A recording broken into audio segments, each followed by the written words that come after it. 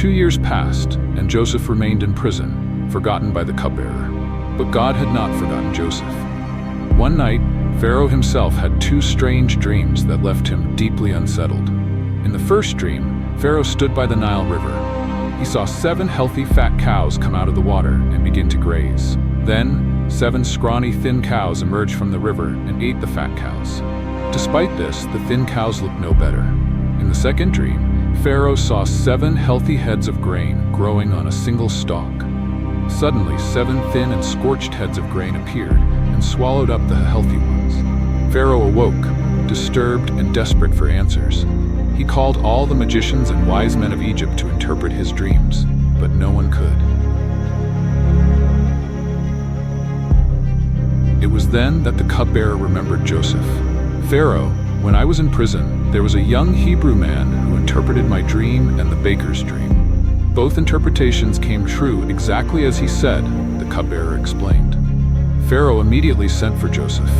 From the depths of the prison, Joseph was brought out, cleaned up, and presented to the most powerful man in Egypt. Pharaoh looked at Joseph and said, "I had a dream, and no one can explain it. But I've heard that you can interpret dreams." Joseph replied humbly, "I cannot do it, but God will give Pharaoh the answer he desires." Pharaoh described his dreams, and Joseph listened intently. Then, with God's guidance, he explained their meaning. "Pharaoh's dreams are one and the same," Joseph said. "God is showing Pharaoh what he is about to do. The 7 fat cows and the 7 healthy heads of grain represent 7 years of abundance. The 7 thin cows and the 7 scorched heads of grain represent 7 years of famine.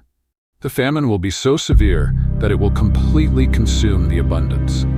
Joseph continued, "Pharaoh should appoint a wise and discerning man to oversee the land of Egypt. During the 7 years of plenty, a portion of the harvest should be stored.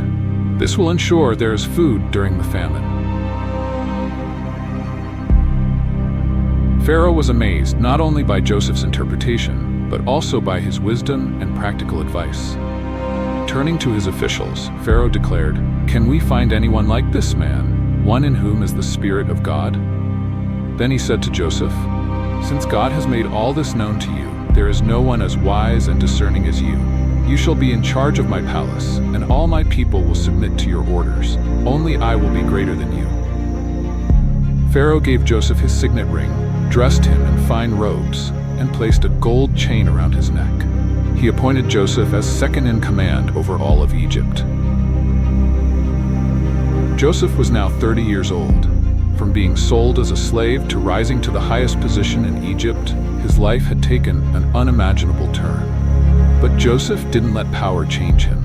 He began working immediately, storing vast amounts of grain during the 7 years of abundance, just as he had advised Pharaoh. When the famine came, it struck not just Egypt, but the surrounding nations as well. Yet, Egypt was prepared because of Joseph's leadership. People from all over came to buy grain, and Joseph became known as a savior in this time of great need. But Joseph's greatest challenge was yet to come. His past was about to catch up with him in a way he never expected.